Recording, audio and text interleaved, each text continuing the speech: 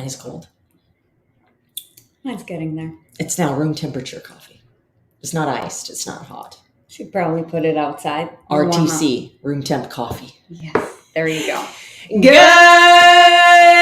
morning! And a very happy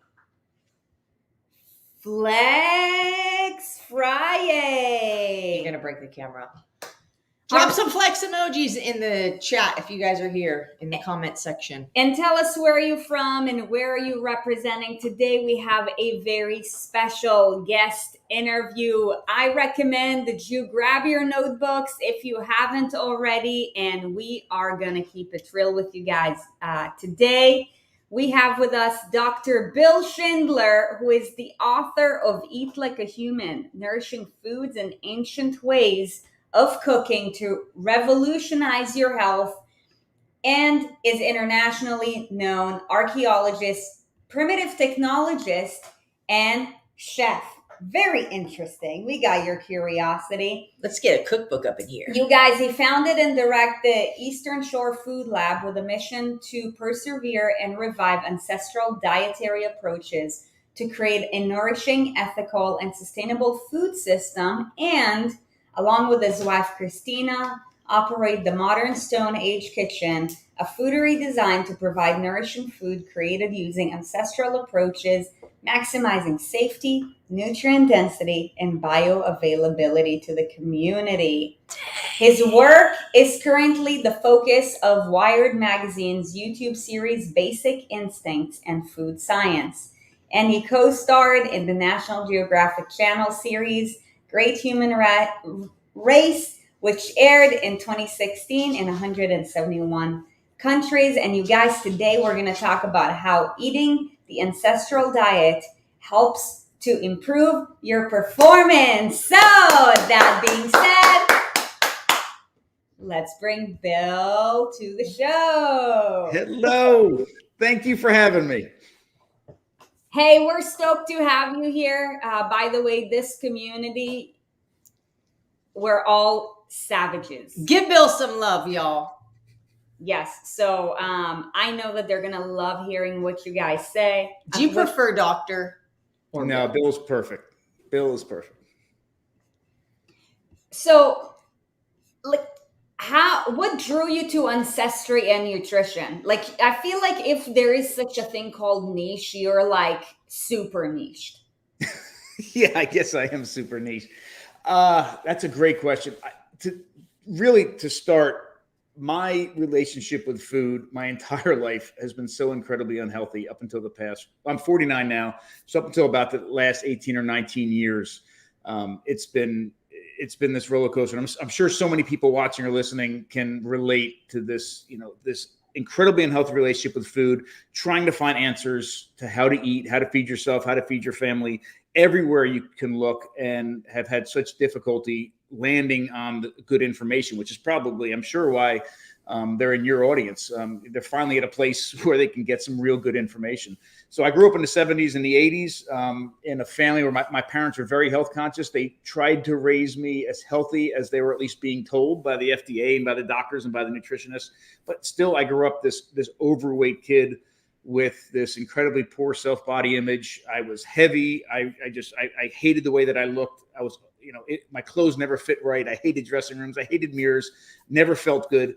And then despite everything we were told, we were doing everything we were supposed to be doing. We were drinking skim milk. We were eating margarine. We were, having Honey Nut Cheerios for breakfast, all those sorts of things. Exactly what we were being told we were doing, and it didn't work.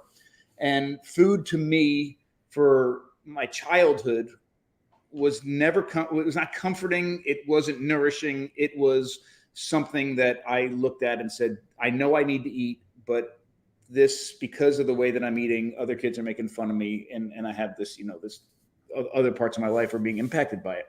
Then I became an athlete, and I was working. I did a lot of different sports in high school, but I really was drawn to wrestling, and I dedicated myself to wrestling. I was working out 3 or 4 times a day, even in high school. And I ended up getting recruited to wrestle at Ohio State, and I wrestled there. It was one of the top Division I programs in the country. And because I was working out so incredibly hard, I looked the part of an athlete. My body looked athletic, but I still didn't feel right. And my relationship with food went from one unhealthy one to another. It went from something that I thought made me fat or made me ugly or made other kids make fun of me to something that I was scared of. Now eating was something that prevented me from making weight. And I was cutting massive amounts of weight in college. I was losing about 28 pounds in a day and a half every single week. And it was, again, crazy. And I was doing everything the coaches, the nutritionists, the doctors, everybody was telling me to do. And the big problem started as soon as I was no longer a college athlete. All the weight just poured on. I mean, it just poured back on, and I started suffering from all sorts of metabolic disease. My guts were screwed up, my weight was screwed up, my skin was screwed up, my sleep was screwed up, and I married an incredible woman who has been fit her entire life. She wasn't dealing with the same things that I was. So here I am trying to struggle with this and trying South Beach and Weight Watchers and all the different diets. And I was asking this question. It seems like my whole life, what do I eat? And I remember just sitting there in front of the mirror in the bathroom, and I'd look at myself. It's just, if somebody could tell me what to eat, all my problems would be solved, and the weight would come off and my health would regain. And I just was trying to identify the answers to that question, what should I be eating? And it turns out that it wasn't until about 19, 20 years ago or so that I realized I was asking the wrong question. And this comes as a result of, I'm an archaeologist. I have a PhD in archaeology and anthropology. I'm a primitive technologist, like you mentioned, which means I've been trained by some of the best people in the world on how to replicate ancient technologies, which is the way that I have always approached archaeology. And we find in the archaeological record, we find little tiny bits of things out of the ground, right? Sometimes they're thousands, sometimes hundreds of thousands of years old. And it's our job as an archaeologist to interpret what this piece of a stone or piece of pottery means, reconstruct social patterns in the past. And it's difficult to do if you don't understand how those tools were made or used. So I've been trained in making stone tools and making pottery and using them and those sorts of things. And what I realized one day in the shower, believe it or not, was that almost every single prehistoric technology ever invented, and we'll talk, I'm sure, much more about this in depth in a little bit, but almost every single prehistoric technology ever invented for almost 3.5 million years has something to do with food. Something to do with food. So if you think about it, like every Albert Einstein, of all of our ancestors, the smartest, most technologically savvy, most innovative of our species and our ancestral species, everything they created had something to do with food, either getting food or processing food or storing food or distributing food or serving food. And when I thought about that, I'm like, oh my gosh, I know, and we all know at some level, that how our diets changed over time helps support our evolutionary change over time. Brain growth, our brains would grow, our bodies would grow, all these things would happen because of the way that we were eating, and our diets just got better and better and better and more nourishing. But now with this added piece, there's something else there, that the technology impacted our diets and the diets impacted our evolutionary change. So you can't take those two things apart, that the technology was so incredibly important. So simple things like stone tools and fire and pottery, fermentation and nixtamalization, the way we butchered animals, and all those things impacted the quality and the nourishment of the diets that we had. And that impacted how we literally grew into these bodies and these brains that we have today. So it all came together at that point. I realized I was asking the wrong question.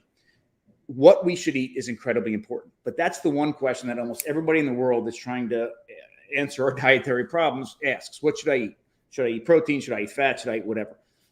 But the thing about humans is that we are not wild animals. We haven't been a wild animal for 3.5 million years. We have domesticated ourselves. We've put ourselves in a cultural environment. We've created these technologies to extract more and more incredibly nourishing foods from our environment. And we built these bodies on the backs of this. So humans can't ask that question. Like a cow can say, what should I eat? And you go eat grass because you're designed to eat grass. Or a duck, what should a duck eat? A duck should go eat grains because they're physically, biologically designed to go eat grains. But humans are different. We've outgrown our digestive tracts. We can't rely on just going out and harvesting things from the wild and feeding ourselves. We could never support these huge brains and these huge bodies. So we need these technologies to extract resources from our environment and, most importantly, do something to them to make them as safe and nourishing as possible before we eat them. Our digestive tracts are about 60% of the size they should be for our bodies. We require these technologies to do something to our food before we eat them. And I know there was a lot to unpack, but the reason that, you asked me about the ancestral draw, I realized that our ancestral diets help create who we are and fuel our, growing bodies and brains. And I realized that we had to look into the past to start to answer how we should be eating. And then most importantly, that role of technology can't be taken away from the what question. What should I eat? Yes, but how should I do something to that food to make it as safe and nourishing as possible? And I have tons of examples we can talk about, but that's really how I got to be at this place. And now I'm 49 years old. I'm about to turn 50, and I'm healthier than I've been in my entire life, and that includes from when I was a Division I athlete.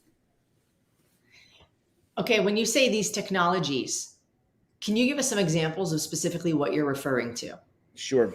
And they're going to sound really simple, but you got to understand how incredibly powerful they really are. So actually, give me 3 seconds. I got to grab something and I can actually show you. Hold on a second. Okay, everybody count. 1,000. 2. I'm that friend that's Are you guys having fun so far? I'm that friend that's like, give me 1 second. And I'm like, 1. Did you count while I was gone? Did you really count? I did. That was the only one. All right, here's an example. This is a resin cast, an exact replica of the first stone tool ever made.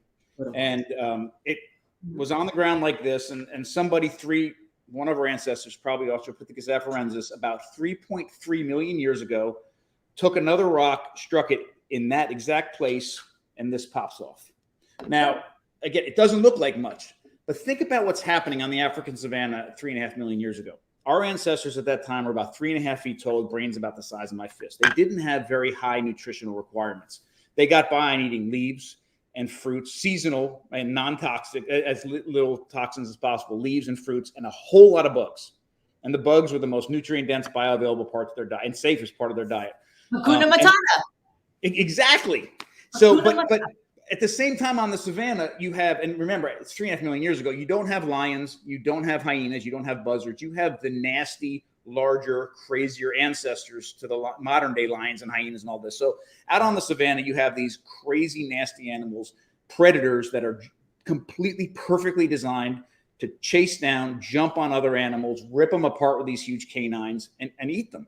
But the way that they ate then is very similar to the way that they do it today. A lion doesn't jump on a huge water buffalo, take it down, and just start eating the shoulder. A lion takes down an animal, takes it down, rips it apart, and dives right in and gorges themselves on the blood and the fat and the organs, the safest, most nutrient-dense, bioavailable parts of those animals. After they gorge themselves, they go off and sleep to digest that meal. And they leave these huge animals covered in meat out there on the savannah. And when this happens, other animals like hyenas or buzzards that are perfectly designed to scavenge come in and they start tearing off bits of flesh before that lion comes back and has some more of it. Well, our ancestors are sitting there eating bugs and leaves and fruits, watching this happen. And I'm convinced, looking down at their small nails, and they're looking at their teeth, and they're like, man, that looks really good, but I can't do anything. Like, they can't run in and compete with the other animals. But at 3.5 million years ago, they do. When they create this tool, in less than a second, they created a tool that was sharper and more durable than anything they had on their bodies. And they could run in and hack off huge pieces of meat. They could butcher those animals. They could bring back large pieces of meat for the elderly and the sick and the young back to safety and eat it. And it's at that same time period that not only do we start finding these tools, but we start finding bones of animals that have butchering marks from these tools on them. So we've been eating meat as humans or ancestors to humans for almost 3.5 million years. So a powerful technology that forever transformed our relationship with our environment. Before this, every bit of food that our ancestors ate, they got with their hands, they got with their teeth, they got with their muscles or lack of speed or lack of strength or lack of the ability to fly. But now they can interact with the environment in a whole new way. Later on, we invent hunting technologies, and we invent fire, and we invent vessels to cook directly on the fire, and we can cook into the ground in pits. We invent all sorts of things that allow us to climb trees and get eggs out of nests and climb cliffs and get honey and do all those sorts of things. Powerful technologies, but incredibly simple.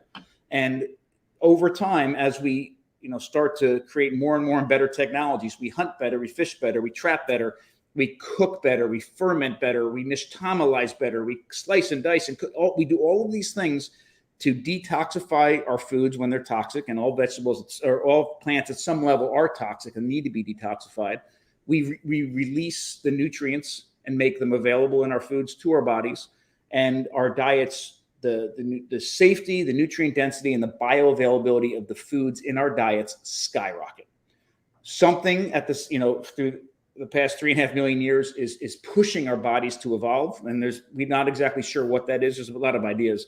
Our changing diets don't make our brains grow bigger. Something else was pushing that. But what our growing or our improving diets do is provide the nourishment to allow that growth to happen, to support it. And this has been going on for millions of years. And now we're stuck in these bodies with these huge brains, which represent 2% of our body, but 20% of the food we need to take in to support it. And these huge bodies that require a whole bunch of amazing nutrition in order to fuel it. But we don't have the nails or the teeth or the digestive tract to allow us to do it naturally, right? We need these technologies, and we need them more than ever now, because the modern food system is producing food at the expense of nutrient density, at the expense of bioavailability, and we need to regain that. And that's really what that book is all about. That's really what my work has been focused on now for almost 20 years. That was a mouthful. Sorry. Yeah, go for it. Sri always makes all the questions, and I feel like you have so much good value to say that I should have been like, we only need to prepare 3 questions. He's going to do the rest, and everybody's loving it. I'll give you shorter answers. I'm sorry. No. It's great. like they're jamming, they're jiving. So as far as then, because I don't think any of us are about to go take like a sharp rock and be like, okay, let me go cut a chunk of this fresh meat by the water hole. So what are the modern then technologies that you refer to? You really own like a butcher shop? We own the Modern Stone Age kitchen, which we call a foodery, but we do all our own in-house butchering. We do all our meat curing. There's nothing downstairs that we make that there's 2 ingredients put together outside of these walls. We make our own cheese. We ferment the milk. We do it all. Sweet. I love it so much. And you're in Maryland. Maryland. Yes, Chestertown, Maryland, on the Eastern Shore. If you're ever there, guys, please come see us. The What's the Modern name of it? Stone Age kitchen. The Modern Stone Age kitchen in where, Maryland? In Chestertown, Maryland. Chestertown, Maryland. Okay. So then instead of our choice of rock, somebody might want to do that. I see it more feasible to use more of a modern technology. So what would the modern version of that be? Or how do you use, what is the modern technology that you use to create, I suppose, a similar stimulus to what the rock did? Okay, so that's a great question, and it depends on the food. And so let's start off here, and let's start here. Humans have one of the least efficient digestive tracts of any animal on the planet. So if we stop, and think about it, like I mentioned earlier, other animals, you can say, okay, this animal is designed to eat this food. Go off and do it. They have the right teeth, the right claws, the right strength, the ability to fly, see at a distance, whatever, and the right digestive tract to safely and efficiently take care of those foods. We started to outgrow our own ability to get our own food biologically, and our ability, most importantly, to do something and digest that food properly. We started to outgrow that when we started making tools and doing it outside of our bodies, right? Processing food outside of our bodies, no longer just relying on what we have on and inside of our bodies. So the only foods that we can honestly say we are designed to consume, right, without any assistance from a rock, a blender, a microwave, whatever, are a very limited amount of wild vegetables, a very limited amount of wild fruits, and a whole bunch of insects. Because everything else came when we started creating technologies that allowed us to access those foods. Now, what's crazy is I know the world is so split right now on there's people eating vegetables and there's people eating animals, and there's not much in between, which is a silly place to be. But we've been eating animals for 3.5 million years. We've been eating vegetables since before that. So we need to have a real conversation somewhere in the middle. But what's crazy is we keep that dichotomy for a minute, plants and animals. Other than, and let's just forget about farming and the agricultural revolution, that's a whole nother thing. But while we were gatherers, scavenger gatherers, hunter gatherers, which is what we've been up until 10,000 years ago, every one of us, every one of our ancestors were those. Let's split it into two and look at the technologies related to plants and animals.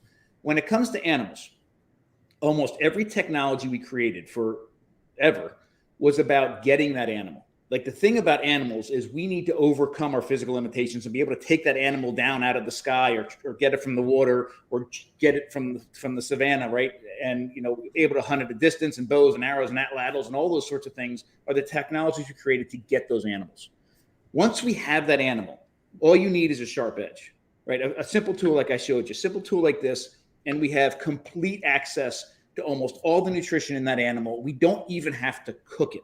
The blood, the fat, and the organs are incredibly nourishing without doing anything to them. If you cook red meat and chop it up, it helps a little bit with the digestion, but for the most part, you have everything in front of you is safe and incredibly bioavailable and nutrient dense. So almost all the technologies for millions of years surrounding animals in our diets were about getting the animal.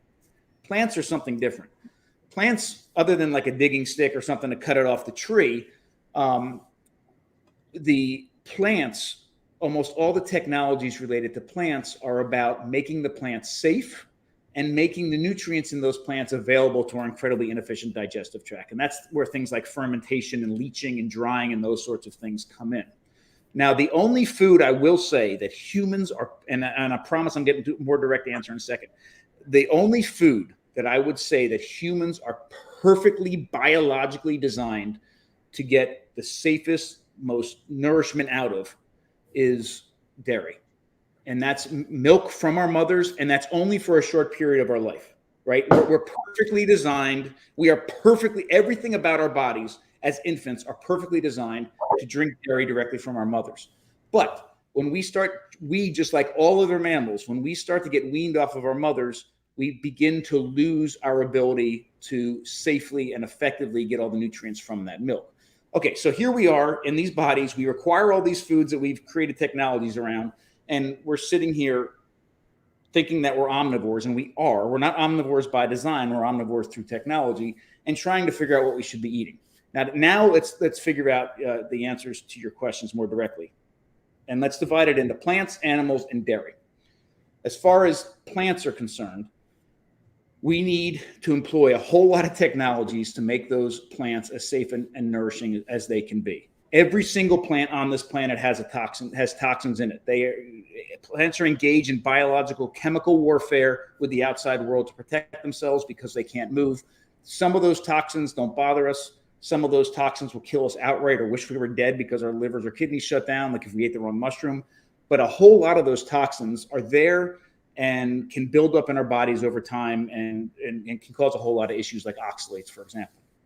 Plants, we need to recognize what those toxins are. Some plants we should stay away from. Some plants, when we eat them, we should do certain things to them. And we can dive into which ones we should do certain things with. But plants, we need to do a whole bunch of stuff. Animals, if we want to eat and employ the right kind of technologies for animals, I am thoroughly convinced that we need to employ a complete nose-to-tail approach to our animals. We've been eating meat for 3.5 million years, but we've been eating the entire animal for 2 million years. When we started scavenging and introducing meat into our diets, not much changed. Our bodies didn't grow that much. Our brains didn't grow that much.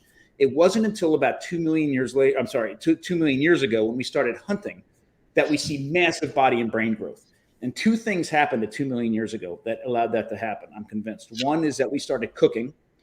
And number two, controlling fire. And number two is that we started hunting. And the difference between scavenging and hunting is that when we're scavenging, we get the leftovers from the lion, right? We get the meat that's there after they ate all the good stuff. When we're hunting, we are the predators. We have first access to the most nutrient-dense, bioavailable parts of the animal. So we are eating all of it. We're eating the liver and the blood and the marrow and the fat and the brains and the eyes and all those things and the meat. Now, when we're so many of us are stuck on this sort of carnivore thing, trying to replicate what our ancestors did. But if we're eating a carnivorous diet and only eating meat, I'm convinced we've stepped way too far back. Right? We're going back to 3.5 million years when we're 3.5 feet tall. We should go to, back for the past 2 million years where we're taking down animals, starting at one end, eating through the entire way, and then going and harvesting another animal. That is, to me, the most nourishing way to approach animals, but also the most respectful, ethical, and sustainable way to do it too. And then finally, real quick, let's get to dairy. So here we are. We're humans. We as mammals are perfectly designed to consume raw dairy directly from our mothers. And then when we start to get weaned, we lose that ability to do it, like other mammals do as well. So if you're to me, if you say, okay, well, how should we be eating dairy? Like as adults, is it kind of weird to eat dairy? Well, it's no weirder to consume dairy as an adult than it is to kill an animal or to plant corn in the ground and harvest that and do something with that. That's all weird. Like none of those things were in our diets 3.5 million years ago. They're all fairly new, or they're all newer things. So the question isn't should we eat dairy? The question is how should we eat dairy to make it as safe and nourishing as possible? And here, if you let me go for 2 seconds, I have a great example. So this is what happens when we drink from our mothers. When we're infants, we're drinking from our mothers. The milk that's coming out of our mothers is raw. It is teeming with live bacteria. It is already in the process of fermenting, and it's coming out at body temperature. And that's really important because the bacteria, the beneficial bacteria in that milk that's responsible for the fermentation have co-evolved with us and work best and operate best at body temperature. So here we are. We're drinking this milk from our mothers. It's already fermenting. It's going into our bodies. And it starts to get hit. We produce as infants several different enzymes that help us deal with that milk in a very safe and efficient way. One is lipase, which helps break down the lipids or the fats, right? The enzyme. One is lactase, which helps us break down the sugar lactose. And the other is a chymosin-like enzyme in humans, chymosin and other animals, which actually works on the proteins and coagulates the milk. So, and the reason the milk gets coagulated is because when we're infants and all we're doing is drinking milk and consuming liquids, the liquid would pass through our digestive tract way too fast for us to break it down efficiently and get all the nutrients from it. So nature has figured out if they make it into kind of a semi-solid, coagulate it, it slows it down in the stomach, it gets broken down better, hangs out there longer, goes into the small intestines in a better state, stays there a little bit longer, we absorb more of the nutrients and do great, and then it passes through the rest of our bodies. Well, when we get weaned off of our mothers, most of us begin to suppress or lose the ability to create those enzymes that we need. So we become lactose intolerant. It's not weird to become lactose intolerant. It's weird for humans. It's weird for those of us humans that are not lactose intolerant, right? Because we've had a genetic mutation that allowed us to continue to produce lactase into adulthood. So 60% of modern adults are lactose intolerant. It's the norm. But that doesn't mean we shouldn't consume it. It means we need to do something to that dairy that replicates what we did biologically as infants. That dairy is fermenting and it's coagulating in our guts in order to do it properly. What we essentially do biologically in our bodies is make cheese. Chymosin is rennet in the cheese making world, and that fermentation that takes place that's going on, it's exactly what happens when we make real yogurt, real kefir, real cheese, real traditional cheese. So drinking milk is a weird thing. Drinking milk as an adult, not prepared biologically to consume that dairy and get everything out of it safely, is a very, very weird thing. And if you look at traditional groups around the world, hardly anybody drinks milk. They almost always ferment it and make some sort of fermented cheese product. And the fermentation process actually eats the food for the fermentation process is the lactose. The lactose level drops, and in many cases, what you're consuming as an end product is something that's either lactose free or very, very low in lactose. So those are the kinds of things that I'm talking about. Cooking, fermenting, nixtamalizing, slicing, dicing, drying, aging, curing. Those things that we think about happening in a kitchen to make food look better, taste better, are actually essential to making that food, getting that food ready for our bodies. I love it. You know how I know you're so good at what you do? Because I don't even need to ask you the next question and you just go into it. So I just want to say thank you just for being so passionate. Wait, why are we here for this interview? He's got it covered, man. Yeah, you're so good. You're so good. They are loving it so much.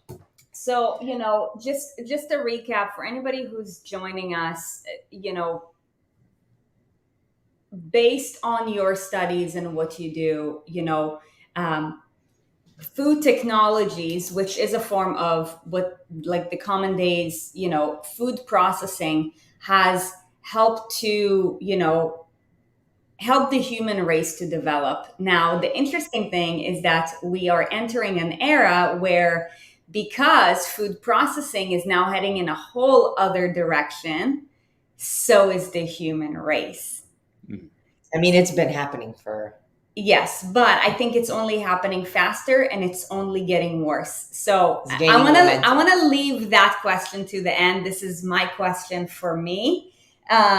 Before we get into that, I'm sure that Wait, can I do my summary too? Sure. Okay, so basically, what happened is we used to hang out with Simba and Timon and Pumbaa, and we would eat the bugs and Hakuna Matata, because we couldn't catch, like Simba could catch things, but like we couldn't. And so we would have to like eat the bugs. And then one day somebody found a rock, and then it had a really sharp edge. And then they were like, okay, well, this is, they created it. So they were like, hey, this is our lion's claw. So now we can, and the way that things have been modernized now, it's not that we cannot process the foods the same way through our development, but it is that there are certain things that we need to do before we consume the food that will help us to consume it and digest it and process it as though our ancestors did. Awesome on both accounts. But let me say this. And to people listening, this, everybody's telling everybody what they should be doing, and you should do this and don't do this. And this is just one more thing to think about, right? But it's not the fact that every part of our diet for millions of years was modified through technology before we ate it, right? So it was always improved upon at some level. Now, and it's not just, okay, if I just start fermenting my milk, I'm going to be superhuman, right? That's not it. What you need to realize is it's going to help. And if you eat grains, if you ferment the grains and make real sourdough, that's going to help. And if you eat a nose to tail approach with animals, that's going to help. Every part of our diet right now every part of our diet in the past was positively impacted by food processing. And every part of almost everybody's diet today is negatively impacted by food processing. So not one of these things is gonna cure every problem, but all of these things, taken together and build on top of one another and create the most incredible diet you've ever had. And here's the thing: none of it's going to make any of us superhuman. But doing all of these things, relying again on the technologies that built us as humans, will at least allow you to live your best human life, right? It literally, that's why I say it's eating like a human. Eat like a human again, how we were designed, how we evolved to eat, co-evolved with our increasing technologies.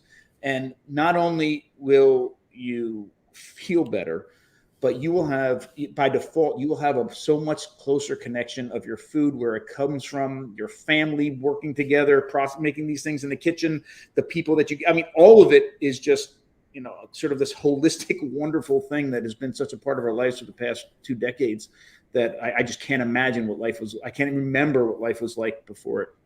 I do want to say one quick thing, because I love your Hakuna Matata analogy. I love the cartoon analogies. Think about this. What we do when we introduce it, I don't know if we did it intentionally, but by default, what we did in the past, when we introduced a new food into our diets that we never had before, we replicated what other animals who are physically designed, biologically designed to safely and efficiently consume those foods. We replicated that through technology outside of our bodies, and did that before we ate it.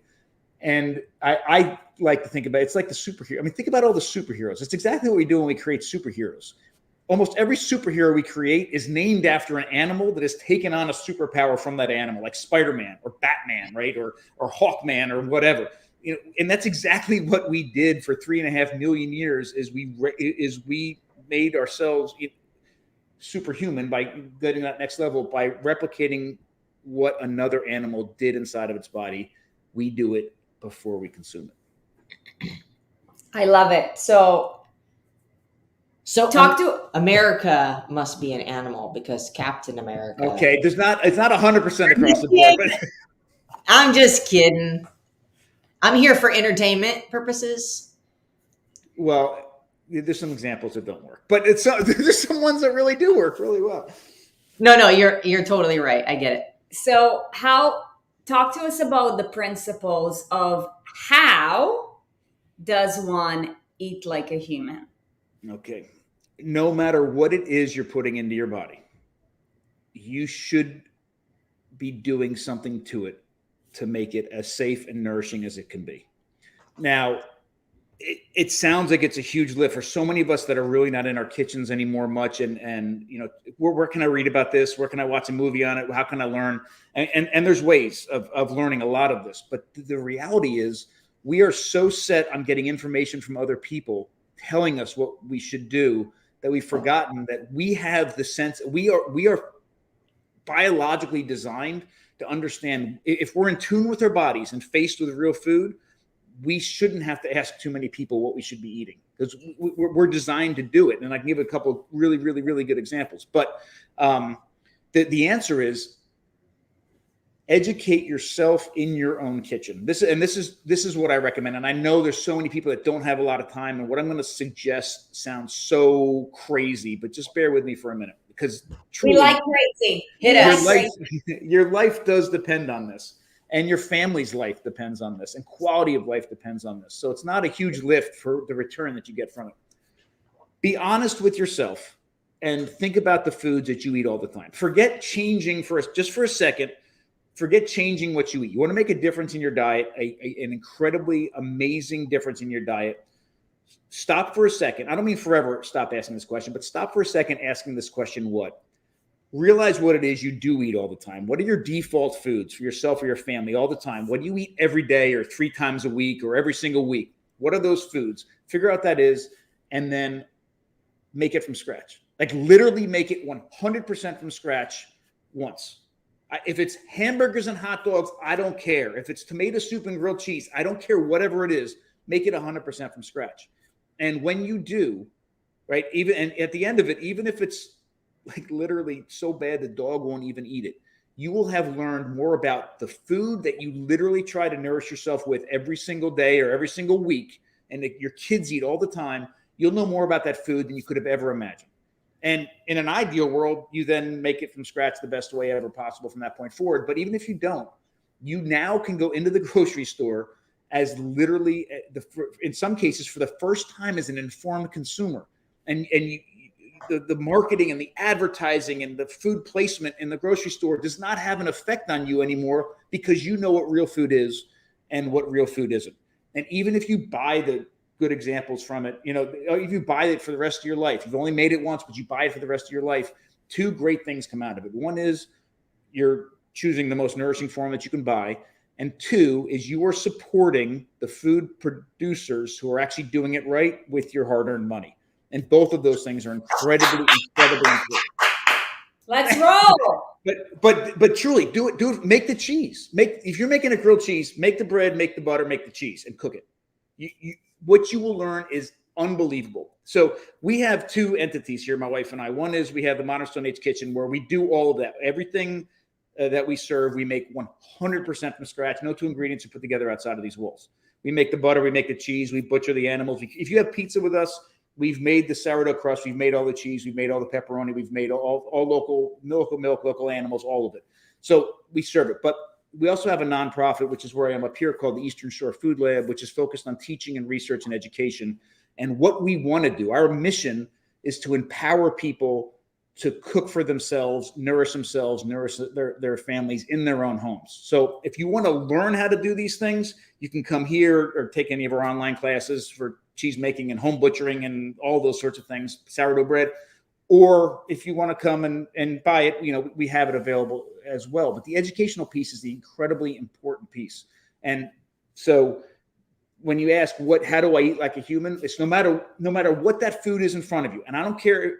I mean, I care, but it doesn't matter whether or not you're a vegan or a vegetarian or a carnivore or keto or paleo or whatever you are.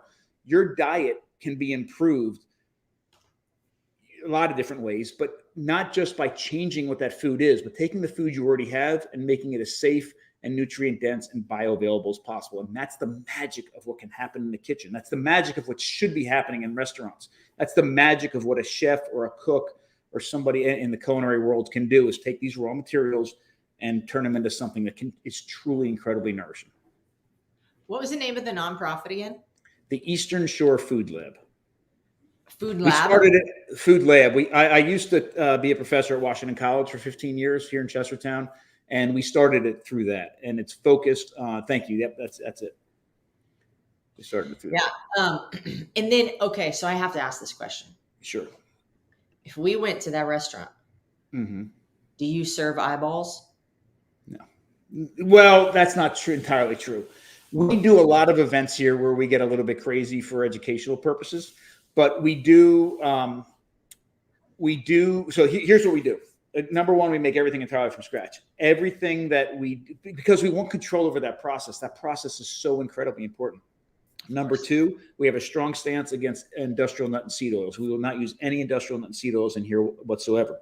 So anything we're heating, we're using animal fat for. So butter, lard, tallow, schmaltz, that sort of thing. We use a little bit of coconut oil, olive oil, and avocado oil. Coconut oil isn't nut oil, but avocado and olive oil are fruit oils.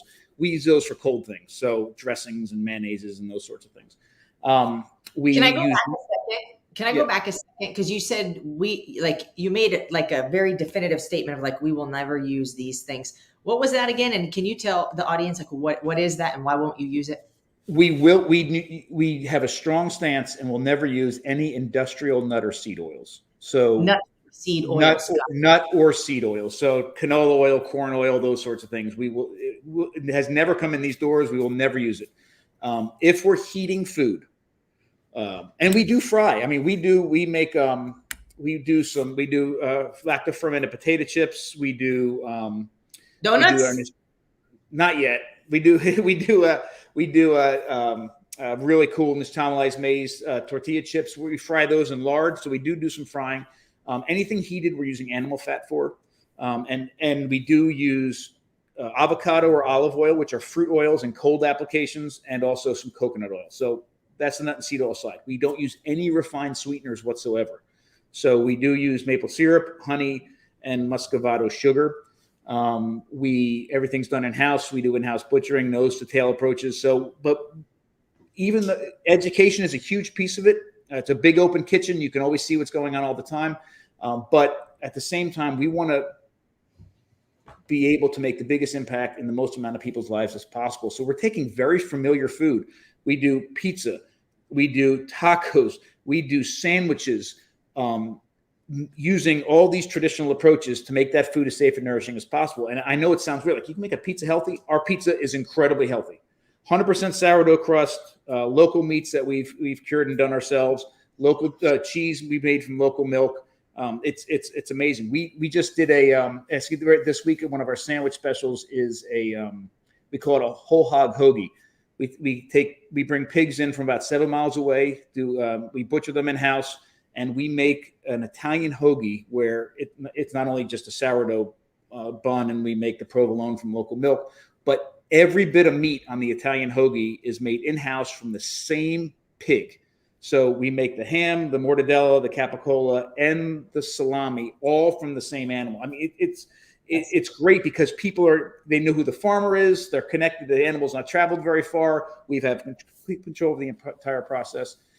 We do make things. We do bone broth and yogurts and all those sorts of things as well. But we're taking food that's familiar and making it as safe and nourishing as it can be. Just like I mentioned earlier, we can be doing in our own kitchens at home. That's so cool. I love it. What I really love about what you do is that,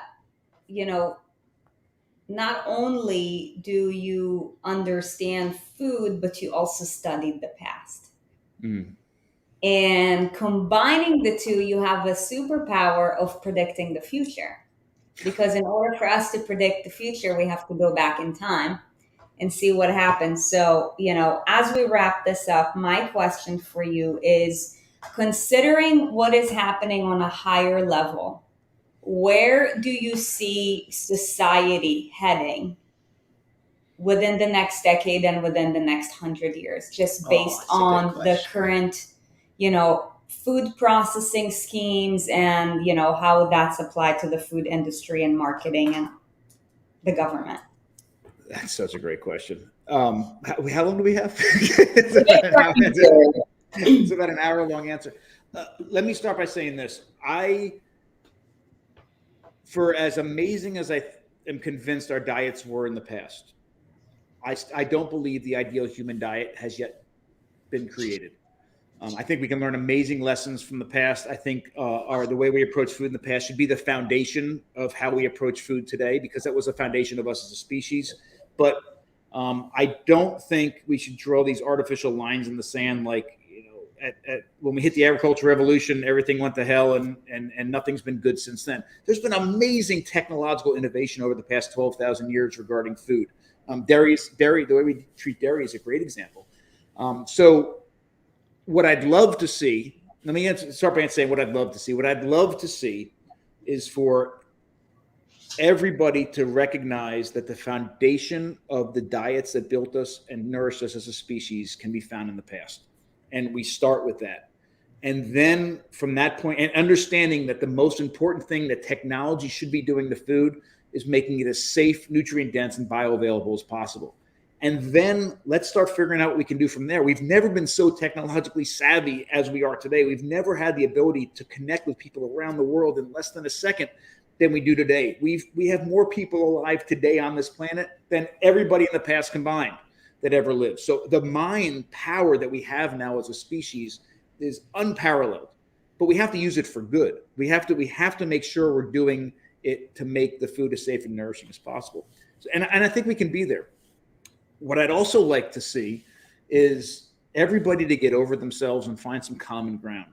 I truly believe that introducing animals into our diets into the past was the biggest significant thing that we did to create us as humans. I mean, animal foods are essential to have the healthiest diet possible as a human. They have to be in our diets. I'm convinced of it.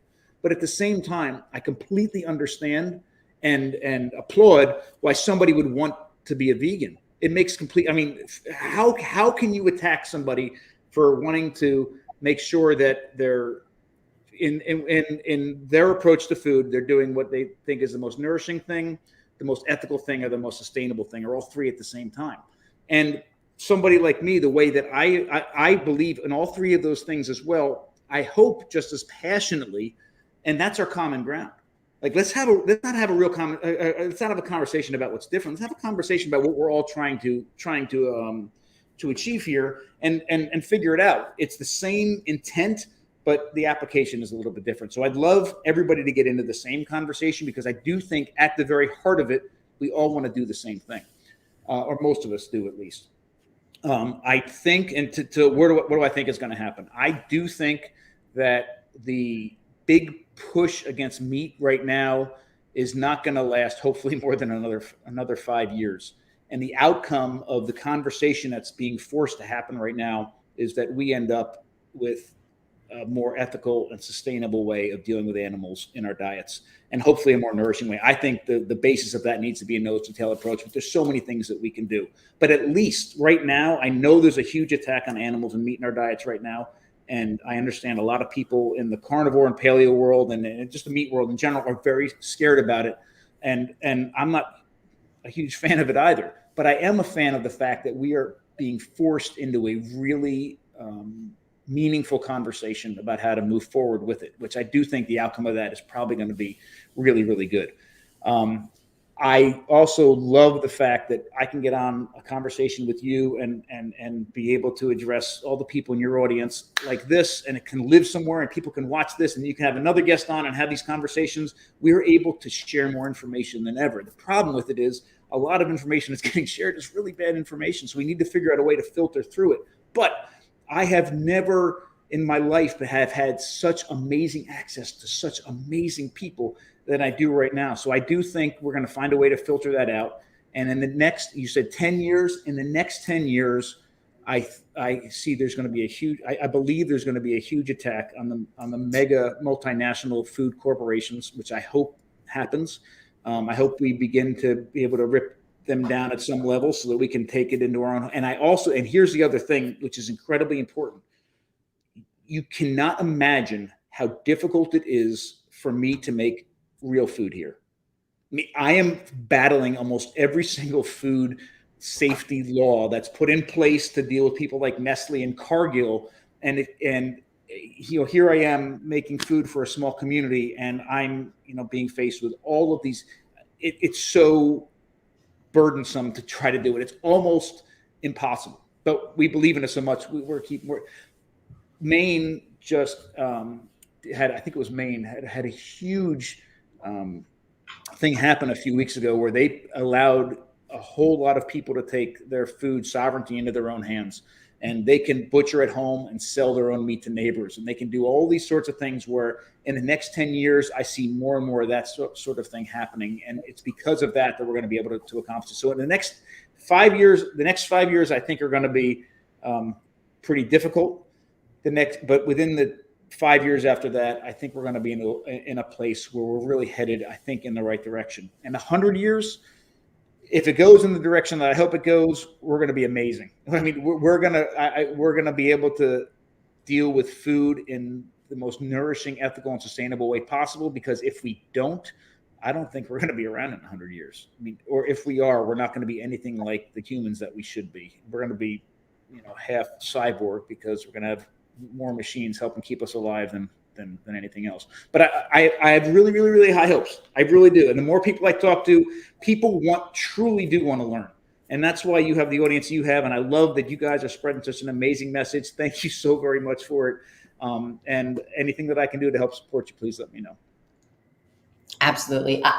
There's one thing that I want to, when the controversial topic of meat or no meat, veganism, vegetarianism, whatever, it's always one of those conversations where it's what's the intention of choosing the diet that you choose, right? Mm-hmm. And I think that, just as a side note for anybody watching, I want them to have this full circle understanding of it's not about eat meat or don't eat meat. It's what is your intention for eating meat or for not eating meat? Because some people think they watch something like Game Changers, and then they're like, okay, well, now I shouldn't eat meat because if I want to lose weight and then I can't eat meat. And that's not the intention. And what you're referring to is if somebody morally or ethically feels that they don't want to eat meat because of the treatment of the animal or something like that, then how can I argue with somebody on their morals and their ethics? Yeah, that's exactly. Thank you. Yeah.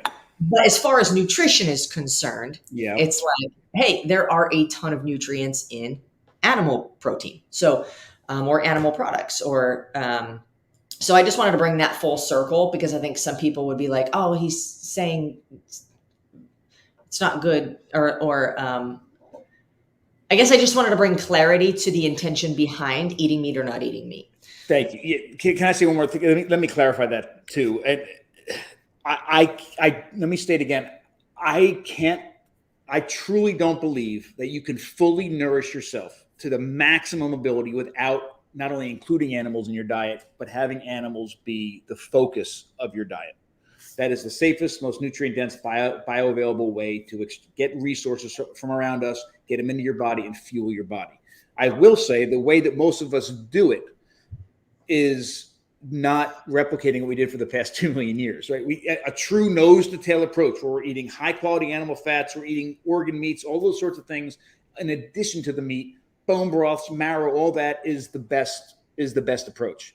The best approach to do it. But from the 3 pillars that most people decide to make a decision about their diets: health, ethics, and sustainability. If somebody, I would love to sit down and have a conversation with someone who chose to be a vegan for one or all 3 of those reasons, and I think we can find common ground. That's what I mean. Absolutely. Sure. Love that. In full agreement.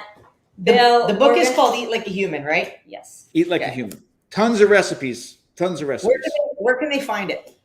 They can find it on actually in Barnes and Nobles, a lot of different bookstores have them in there now on all the online outlets. But if you want, you can order it through us at modernstoneagekitchen.com, and Go order it's the it same price, and we will sign it and send it out to you. Amazing. Bill, thank you so much for your time. Julie, it's my pleasure. Thank you. The information is invaluable, and yeah, I know that the ES Army appreciates it. I want to connect with you and find a way where we can partner together. Really love what you guys do. And I think that we can both, together with what we do, help one another to, like you said, create the shift to hopefully move the human race in the better direction, because it will be a fight. There's no doubt about that. Yeah. But this is exactly the kind of thing that helps. Thank you both for what you do. And it was a pleasure to be here. Likewise. Awesome. Hey, you guys, if you can, go buy the book from their actual website. I feel like that's the best way to support somebody. I don't know. Yeah, and we'd love to connect with you guys, anybody, anyhow. We'd love to sign it. I'd love to sign the books and ship them out to you all. So yeah, you can. Okay, what's the website? I'm going to type it in here. So www.modernstoneagekitchen.com is one location, and the other is eatlikeahuman.com. You can find it in both places.